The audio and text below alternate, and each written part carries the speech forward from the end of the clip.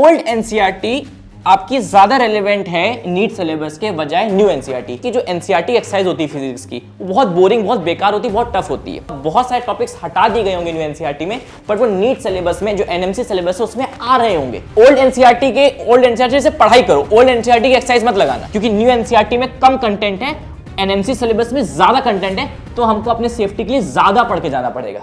Hello everyone, this is Ayush and you are watching quality speaks Kota.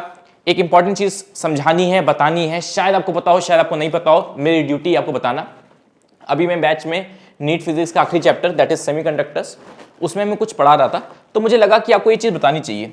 जैसे ये NCERT physics है, ठीक है। मान लो कोई बच्चा अभी कोई एनसीईआरटी फिजिक्स खरीदता है या आप अभी खरीदते हो, तो आपको ये बुक मिलेगी, ठीक है। ये रैशनलाइज्ड मतलब इस साल का ये वर्जन है। आखिरी टॉपिक है देखो रेक्टिफायर, उसके बाद चैप्टर खत्म है। और आप जानते हो कि नीट हमेशा एनसीईआरटी से आता है, 90% से 100% पेपर एनसीईआरटी से बन जाता है, तो आपको लगता होगा कि शायद रेक्टिफायर के बाद बाकी की जो चीजें अब वो हट चुकी है सिलेबस से। जैसे लॉजिक गेट्स इसमें है ही नहीं, तो आपको लग सकता है कि लॉजिक गेट्स शायद पढ़ना नहीं, बट आप जानते हो लॉजिक गेट्स से हर साल एक सवाल आता है। तो एनसीईआरटी में तो नहीं है लॉजिक गेट्स, लेकिन एनएमसी के सिलेबस में जो एनटीए ने खुद ऑफिशियली लॉन्च किया है, क्या लिखा हुआ है? लॉजिक गेट्स और एंड नॉट नैंड नॉर। ये मैंने ऑफिशियल साइट से किया भैया, nmc.org, ये ऑफिशियल साइट से आया है, लिखा भी हुआ है, जो अप्रूव्ड है सिलेबस। मतलब जो एनएमसी में सिलेबस है और जो एनसीईआरटी का सिलेबस है उसमें मिसमैच है। पहले बोला जाता था कि जो एनसीईआरटी उसको चाट जाओ, मार्क्स अच्छे आ जाएंगे, बट यहां पे वो होता हुआ नहीं दिख रहा है। अगर मैं तुम्हें ओल्ड एनसीईआरटी दिखाऊं, देख ओल्ड एनसीईआरटी में लॉजिक गेट्स है, अभी भी एंड नॉट और गेट सब कुछ है। इसमें से ये बड़ा इंपॉर्टेंट एग्जांपल हुआ करता है, बट ये चीज न्यू एनसीईआरटी में उड़ा दी गई है। और ये बात सिर्फ सेमीकंडक्टर्स तक सीमित नहीं है, और भी चैप्टर जैसे डुअल नेचर आप पकड़ लो। डुअल नेचर में जो वेव नेचर ऑफ मैटर है, ये भी रैशनलाइज्ड पीडीएफ है, ठीक है। इस साल की पीडीएफ है, इस साल का वर्जन है।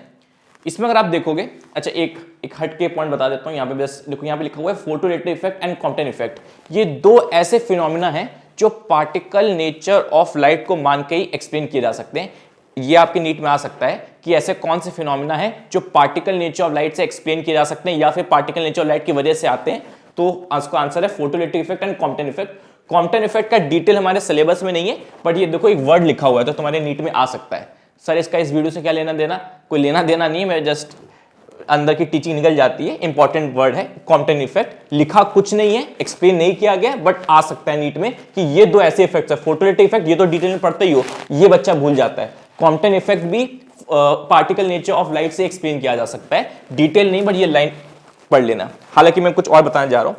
देखो ये डी ब्रॉगली वेवलेंथ का पैराग्राफ है। अगर आप थोड़े बहुत एनसीईआरटी कभी पढ़े हो, उम्मीद मुझे कम है, तो आपको कुछ अजीब लगेगा इसमें। सर कुछ भी अजीब नहीं लग रहा? अजीब लगेगा। इसमें से एक इंपॉर्टेंट फॉर्मूला उड़ा दिया गया है। क्या? De Broglie wavelength of electron. याद है क्या होता था? 1.227 nanometre upon under root V de Broglie wavelength of electron हुआ करता था। बहुत इंपॉर्टेंट फॉर्मूला है, ऑलमोस्ट हर साल नीट के पेपर में उस क्वेश्चन आता था उस फॉर्मूले से। वो फॉर्मूला हटा दिया गया, जबकि सारी थ्योरी सेम रखी हुई है।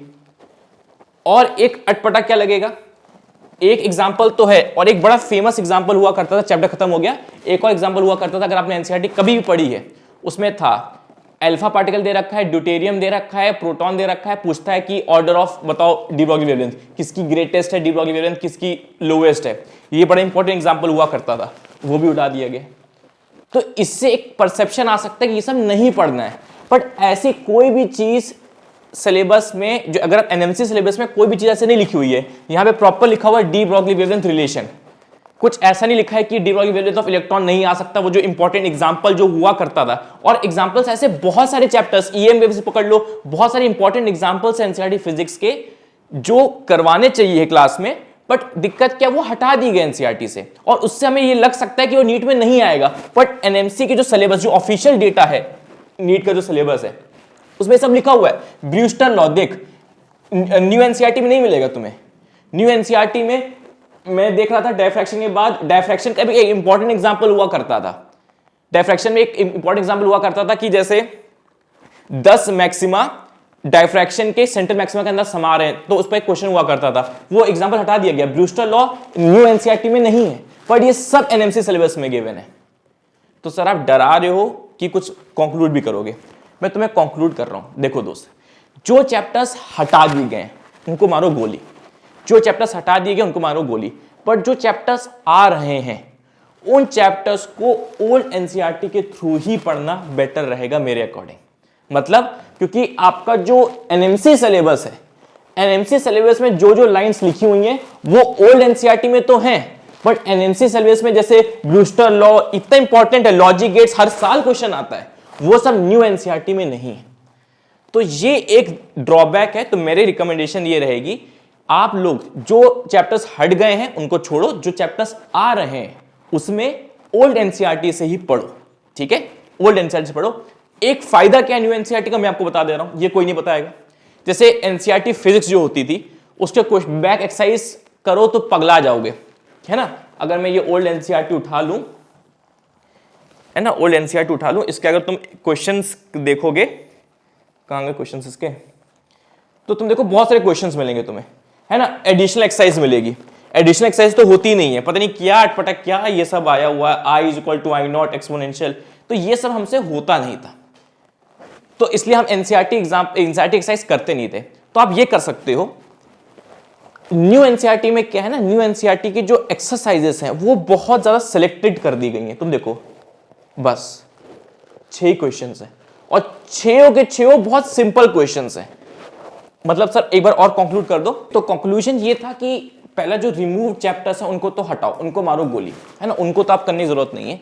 बट जो चैप्टर्स आपके सिलेबस में हैं उसमें ओल्ड एनसीईआरटी आपकी ज्यादा रेलेवेंट है नीट सिलेबस के बजाय न्यू एनसीईआरटी। न्यू एनसीईआरटी में से बहुत सारे टॉपिक्स, मैं तो फिजिक्स टीचर तो फिजिक्स से बता रहा हूं, डेफिनेटली कुछ केमिस्ट्री कुछ बायो में भी होगा, बहुत सारे टॉपिक्स हटा दिए गए होंगे न्यू एनसीईआरटी में, बट वो नीट सिलेबस में जो एनएमसी सिलेबस है उसमें आ रहे होंगे। तो हमारी ओल्ड एनसीईआरटी ज्यादा रेलेवेंट है, वो ज्यादा मैच कर रही है नीट सिलेबस से, ना कि न्यू एनसीईआरटी। तो जो चैप्टर्स आ रहे हैं उनको आप ओल्ड एनसीईआरटी से पढ़ना ज्यादा बेटर रहेगा। दूसरा, मैं ये फिजिक्स से बोल रहा हूं, ये मैं भाई फिजिक्स का टीचर, तो मैं फिजिक्स का थोड़ा सा ज्यादा आइडिया रखता हूं। तो फिजिक्स में मैंने एक चीज नोटिस करी कि जो एनसीईआरटी एक्सरसाइज होती है फिजिक्स की, वो बहुत बोरिंग, बहुत बेकार होती है, बहुत टफ होती है। तो आप, मैं तो चाहता हूं यार एनसीईआरटी एक्सरसाइज आप अटेम्प्ट करो, है ना। तो जो फिजिक्स में आप क्या कर सकते हो, एनसीईआरटी एक्सरसाइज अटेम्प्ट कर सकते हो न्यू एनसीईआरटी से, क्योंकि न्यू एनसीईआरटी मतलब आप टॉपिक्स कवर करो ओल्ड एनसीईआरटी के according, formulas, topics, theory old NCERT के अकॉर्डिंग कवर करो, बट हम जो छोड़ देते हैं एनसीईआरटी एक्सरसाइज उसके हम उसमें थोड़ा सा बेनिफिट उठा सकते हैं। हम सिर्फ न्यू एनसीईआरटी में जितनी भी एनसीईआरटी एक्सरसाइज है वो कर लेंगे, क्योंकि जो न्यू एनसीईआरटी के ये एनसीईआरटी एक्सरसाइज है बहुत सिंपल है, बहुत थोड़ी मोड़ी है। ओल्ड एनसीईआरटी से पढ़ाई करो, ओल्ड एनसीईआरटी की एक्सरसाइज मत लगाना, बट न्यू एनसीईआरटी की एक्सरसाइज लगा लेना। ये इजी एक्सरसाइजेस हैं, सिंपल एक्सरसाइजेस हैं। और मेन जो चीज है कि नीट 2024 का पेपर एनएमसी सिलेबस के अकॉर्डिंग आएगा कि न्यू एनसीईआरटी के अकॉर्डिंग आएगा, ये तो नीट 2024 देने के बाद ही पता चलेगा। कोई भी टीचर, कोई भी ऑर्गेनाइजेशन 100% नहीं कह सकता है। ये आप जानते हो थोड़ा सा प्रॉब्लमैटिक है। तो हमको क्या करना पड़ेगा, क्योंकि न्यू एनसीईआरटी में कम कंटेंट है, एनएमसी सिलेबस में ज्यादा कंटेंट है, तो हमको अपने सेफ्टी के लिए ज्यादा पढ़ के जाना पड़ेगा। ये एक हर स्टूडेंट की प्रॉब्लम है। हम कम पढ़ेंगे तो हम रिस्क में रहेंगे, हमें ज्यादा ही पढ़ना है। हो सकता है नीट 2024 हो सकता है ओल्ड एनसीईआरटी में जो कंटेंट दे रखा है वो आई ना, सिर्फ और सिर्फ न्यू एनसीईआरटी से आ जाए, हो सकता है, बट हम गारंटी नहीं ले सकते। या ये भी हो सकता है न्यू एनसीईआरटी से तो आए, साथ ही साथ बहुत सारे कॉन्सेप्ट्स ओल्ड एनसीईआरटी, जैसे लॉजिक गेट्स न्यू फिजिक्स में है नहीं, सेमीकंडक्टर्स में लॉजिक गेट्स है ही नहीं, बट क्वेश्चन आ जाए। तो यहां पे एक मिसमैच है। कंक्लूड मैंने कर दिया है, आई होप क्लैरिटी मिली होगी। हमें ज्यादा लेके चलना पड़ेगा, हमें ज्यादा पढ़ के चलना पड़ेगा, हमको क्लैरिटी नहीं है, फिर नीट 2025 के लिए हम क्लैरिटी के साथ चीजें कह पाएंगे। तो ये आपका कंक्लूजन है। और गाइस हमारा योद्धा 2.0 स्टार्ट होने जा रहा है 28 जनवरी से। मेरे स्टूडेंट्स पगला गए थे, कह रहे थे सर आपका ये बैच दिख ही नहीं रहा है हमारे ऐप पे, आपको जो हमारा ऐप है क्वालिटी स्पीक्स कोटा उस पर ये दिख ही नहीं रहा है। अरे कुछ बैकएंड गूगल पॉलिसीज चेंज हुई थी, इसलिए कोर्सेज थोड़े से इनएक्टिव कर दिए गए थे, अनपब्लिश कर दिए गए थे, अब वापस पब्लिश कर दिए गए। इट्स अ नॉनसेंस बैच, काफी इंटेंस बैच है। मैं पहले बता रहा हूं ये कमजोर दिल वालों के लिए बैच नहीं है, क्योंकि हम A to Z सब कुछ चीजें कराएंगे, अच्छे से मेहनत करवाएंगे, रगड़वाएंगे, ठीक है। और लोग प्राइस पूछ रहे थे, लास्ट क्लास में प्राइस पूछ रहे थे, तो अभी ये अनपब्लिश्ड आपको दिख रहा होगा, अब पब्लिश हो चुका है, ठीक है। इसका प्राइस है 18, इसका एक्चुअल प्राइस है 2499, आपको मिलेगा 1899 का, प्लस अभी 25th हो गई है, तो ये 3 दिन 25, 26 एंड 27 ये 3 दिन तक ऑफर चलेगा आपका 10% ऑफ, 10%, इस पे एक्स्ट्रा 10% ऑफ मिलेगा, तो मतलब अराउंड 200 रुपए और आपको ऑफ हो जाएंगे। हाँ, छोटा सा बच्चा डाउट पूछता है, ये जो एमआरपी लिखी होती है इसमें आपको एक्स्ट्रा 40 से इतने रुपीस आपको एक्स्ट्रा देने पड़ते हैं एज इंटरनेट हैंडलिंग फीस, ठीक है। तो आपको फिर बच्चा परेशान हो जाता है कि सर प्राइस ये लिखा है तो बढ़ क्यों गया, अरे वो इंटरनेट हैंडलिंग फीस होता है। हालांकि आपको इससे कम ही देना पड़ेगा, 10% ऑफ ही रहेगा, 25, 26, 27 3 दिन तक ही ऑफ रहेगा, ठीक है। बैच के फीचर्स जो हैं, अच्छा एक और लोग डाउट पूछ रहे थे डिफरेंस क्या है हमारे योद्धा प्लस में और योद्धा 2.0 में। एग्जैक्टली सेम बैच है, सेम कंटेंट है, अंतर ये है ये लाइव बैच था, ये पहले स्टार्ट हो गया था, ये रिकॉर्डेड बैच है, थोड़ा सा देर से स्टार्ट हो रहा है। आप चाहो तो इसको भी ज्वाइन कर सकते हो, कोई दिक्कत नहीं, पर जब आप इसको ज्वाइन करोगे तो थोड़े से आपको बैकलॉग वाला फीलिंग आ जाएगा। बस अगर आपको डर नहीं लगता, आपका कोई दिक्कत नहीं, सर बैकलॉग वाला आ जाए कोई दिक्कत नहीं, मैं कवर कर लूंगा, आप योद्धा प्लस ले लीजिए, कोई दिक्कत नहीं। ऑलमोस्ट सेम ही प्राइसेस है, ऑलमोस्ट सेम ही प्राइसेस है। 10% ऑफ इसमें भी मिल जाएगा, 10% ऑफ इसमें भी मिल जाएगा, दोनों में आपको 10% ऑफ मिल जाएगा ये 3 दिन के लिए, ठीक है। ये 3 दिन के लिए 10% ऑफ मैं इसमें भी दे दूंगा और 10% ऑफ आपको इसमें भी मिल रहा है। बस अंतर ये है कि अगर आप योद्धा प्लस ले रहे हो तो थोड़ा तैयार है ना, मेंटली तुम्हें थोड़ा सा डर लग सकता है, अरे इतने सारे चैप्टर्स हो चुके हैं, मैं तो अब स्टार्ट कर रहा हूं तो कैसे कंप्लीट होगा, ये थोड़ा डर लग सकता है। यहां से क्या होगा, 28 जनवरी से स्टार्ट हो रहा है, एक फ्रेश स्टार्ट करोगे, 10 हफ्ते में हम सब कुछ कंप्लीट करवा देंगे। ये है हमारे बैच के फीचर्स, आप पढ़ सकते हो, ऑलरेडी मैं लास्ट क्लास में बता चुका हूं। मेन फीचर्स बता देता हूं, ये 10 वीक्स का कोर्स रहेगा, 28 जनवरी से चलेगा, 5 अप्रैल को खत्म हो जाएगा, मतलब नीट एग्जाम के 1 महीने पहले ये पूरा बैच कंप्लीट हो चुका होगा, ठीक है। इसमें आपको कंप्लीट हमारी एनसीईआरटी एनएमसी बेस्ड सिलेबस आपको ये वो मिलेगी, टेस्ट सीरीज मिलेगी, 4 पार्ट टेस्ट, 11 फुल लेंथ। मैं आपको विद प्रूफ दूंगा, जो भी क्वेश्चंस बनाते हैं हम किसी से इंपोर्ट या किसी टीचर से बनवा लिए नहीं, खुद रात दिन मेहनत करके एक एक क्वेश्चन सेलेक्ट करते हैं, और जब मैं खुद इसकी वीडियो सोल्यूशन देता हूं, अंजलि मैम केमिस्ट्री की, मैं फिजिक्स की देता हूं, और बायो के बायो एजुकेटर देते हैं। तो जब हम वीडियो सोल्यूशन प्रोवाइड करेंगे तो मैं आपको बकायदा दिखाऊंगा कि ये देखिए जो क्वेश्चन आया है ना, ये एनसीईआरटी के इस लाइन से आया है, ये जो क्वेश्चन आया है ना, ये एनसीईआरटी के इस क्वेश्चन से आया है, मैं आपको बकायदा दिखाऊंगा, ठीक है। आपको पता चलेगा कि एक्चुअल में हम सिर्फ कह नहीं रहे हैं कि एनसीईआरटी बेस्ड, प्रूफ करके दिखाऊंगा मैं आपको। और आप सारे स्टूडेंट्स को एक एकेडमिक काउंसिल मिलेगा, हर हफ्ते वो आपको कॉल करेगा और आपसे रिपोर्ट मांगेगा कि आपका वीक कैसा गया, कोर्स कंप्लीट, आपका जो जितने भी लेक्चर्स दिए गए थे कंप्लीट हुए कि नहीं हुए, नहीं हुए तो क्यों नहीं हुए, आपको डांटेगा, अगर हुए हैं तो आपको मोटिवेट करेगा। बाकी ये सारी चीजें आप हमारे प्रीवियस बैच में देख सकते हो, ठीक है। और आज मैं बाल कटवाने गया था, आज ही मेरे को बच्चे का मैसेज आया था कि स्टूडेंट का नाम जो भी है, मैं आपका एकलव्य 2.0 बैच लिया था और मैंने उसे अच्छे से फॉलो नहीं किया, 2.0 अच्छे से फॉलो नहीं किया। रीजन क्या था, कभी किसी बैच में कभी किसी बैच में पढ़ती रही, एंड एट द एंड अभी मैं रियलाइज कर रही हूं मेरा एक भी चैप्टर अच्छे से कंप्लीट नहीं हुआ है। और let me tell you, 2.0 almost खत्म हो गया है, केमिस्ट्री का सिलेबस डन है, फिजिक्स का 30 में से 28 चैप्टर्स हो चुके हैं, एक ईएमआई चैप्टर बच रहा है, छोटा चैप्टर है वो बस बच रहा है, बाकी हम पूरा कंटेंट डाल चुके हैं उसमें। तो सोचो जब एकलव्य 2.0 खत्म हो गया है तो वहां पे बच्चा कह रहा है कि उसका एक भी कंप्लीट नहीं हुआ है, एंड इट इज ओके, होता है, बहुत सारे स्टूडेंट्स के साथ होता है, अच्छी बात है, स्टूडेंट ने टाइम रहते इसको एनालाइज कर लिया है।